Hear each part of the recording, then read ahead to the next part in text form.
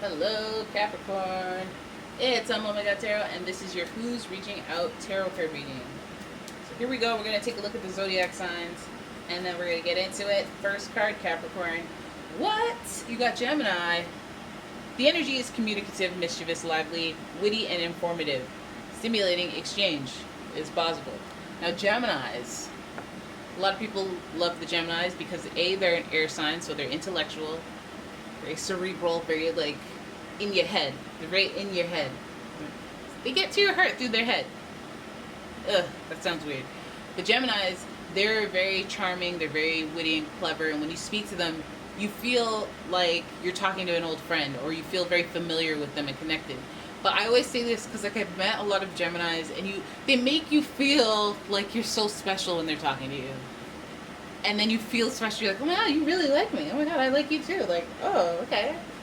I'm about you. I'm on your side. And then you realize that they have that relationship with everyone. So then you're like, oh. And then you snap back to reality and you go, oh yes, as per astrology, they're mutable signs. They adapt to their surroundings. And that's okay. They're not being fake.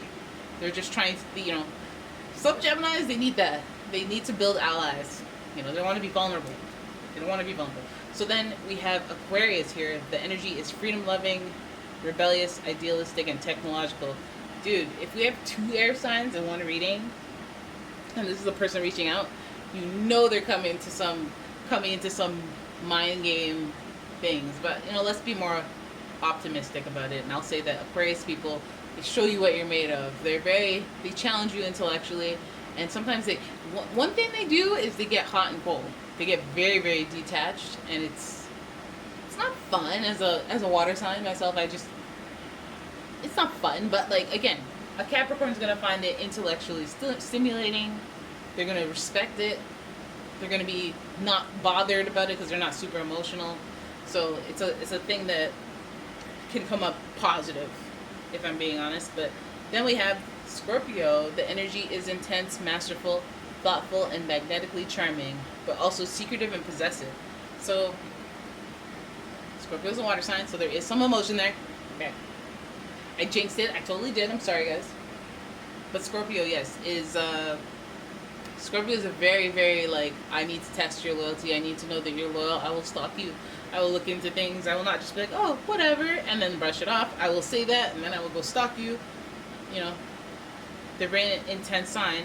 But also, they're very fun and very creative and very free-spirited, and they do what they want because they feel powerful in this world, and that's a good thing. And yeah, this person that's reaching out could have a lot of colorful qualities to them. Rebellious, not afraid of no one, loyal. They're not too keen on betrayal. They're very clever with their words. I think between Gemini and Scorpio, they can have a very dark-sided element to them. Like, you're scared of them a little bit.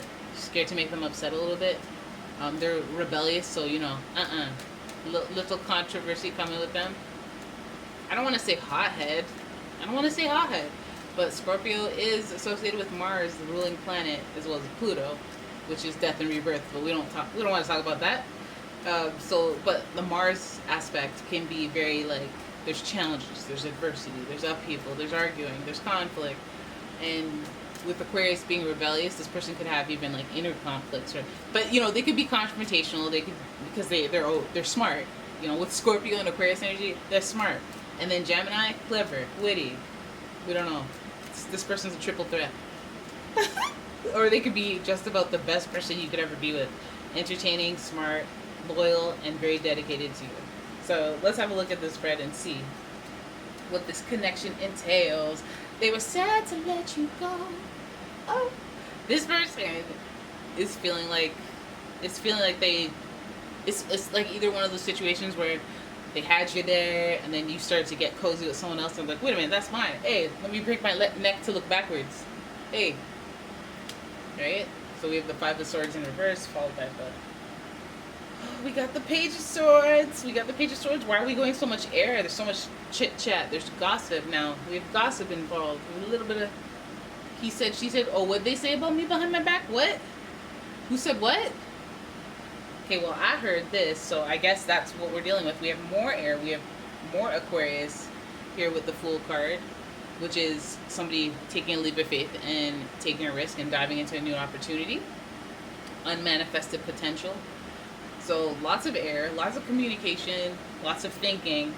And then we have the, we have the Ten of Pentacles. Okay, so I see where you're going with this. Who's reaching out? I'm not sure if this is, I don't think this is super romantical. We have the King of Swords.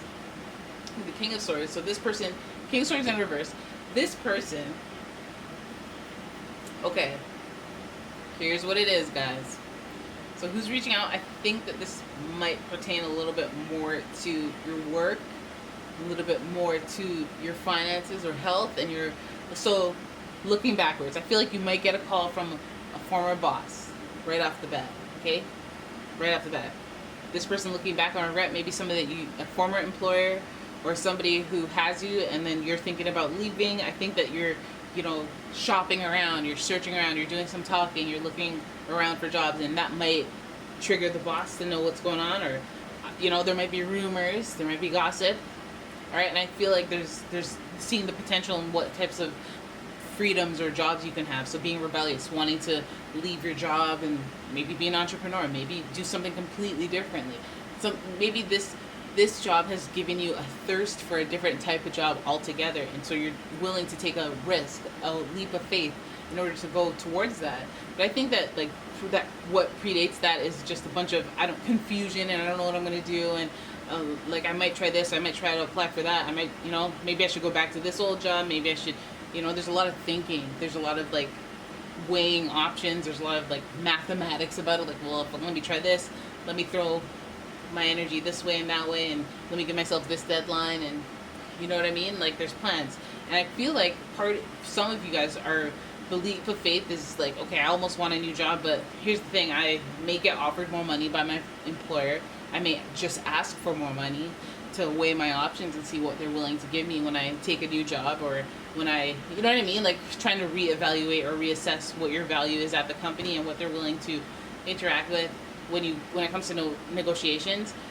You don't know, but I feel like you have a scorned boss who's not necessarily trying to, you know, they're trying to make an executive decision. So I wonder if you have somebody who isn't too much keen for the betrayal stuff, and they might be very clever in the way that they talk to you, and they might be doing something against your best interests, or like just lying, you know, being rebellious, like doing something that is in the best interest of them, but it's rebellious, it's controversial, there's something to it.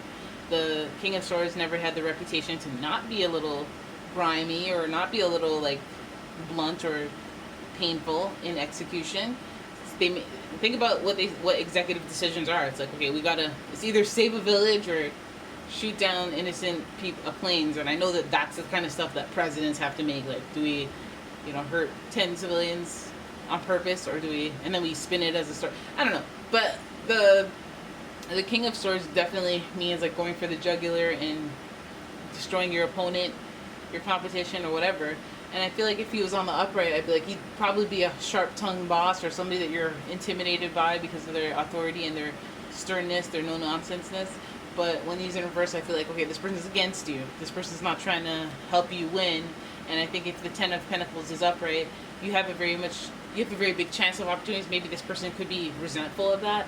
You know, if you have offers on the table and you're even talking about leaving, or you're trying to get more money, they could be just, you know, short with that idea and planning your demise anyway as a result. Or if there's rumors that you're leaving, they might be trying to pull some fast ones. So I would say that, like, just keep your confidence up, like the unbridled enthusiasm that the Fool usually has at the beginning of the journey.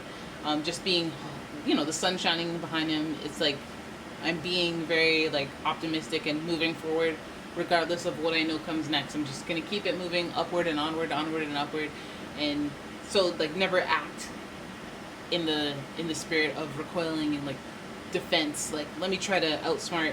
Just try to keep going upwards in your life overall. And another thing is, like, never make one topic of your life your whole life. Like, never make your value never let your value at work reflect on how you value yourself. Just be like, it's like 1/4 or 1/6 of my whole story. I know it's 8 hours a day or whatever the heck, but it's really not a big part of my entire story.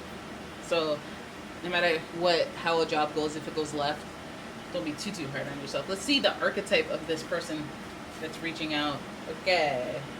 So you have a boss reaching out. You have some gossip coming in. People talking. So, and then, again, the freedom. I wonder if, like, this person's willing to release you as well. Let's see.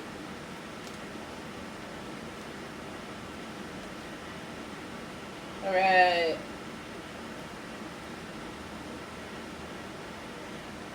Oh! Sorry. I had to sit up. Okay. King. Light attributes, enlightened, benevolent leadership, benefiting those in your charge. Doing what's right for the company. Shadow attributes, excessive feelings of entitlement, rulership without restraint. This person might be on a power trip of some sort. Which, I mean, not all bosses are like that. I was just about to, like, say that, but, like, that's not even true. But some kings, some bosses have been known to do that. Why not? It's my stuff. They don't have power at home, so then they like to use it at work and stuff like that. So there it is. That is your reading. I hope you enjoyed it. If you did, please give the video a thumbs up. Please subscribe to the channel, and I'll see you in the next one. Bye.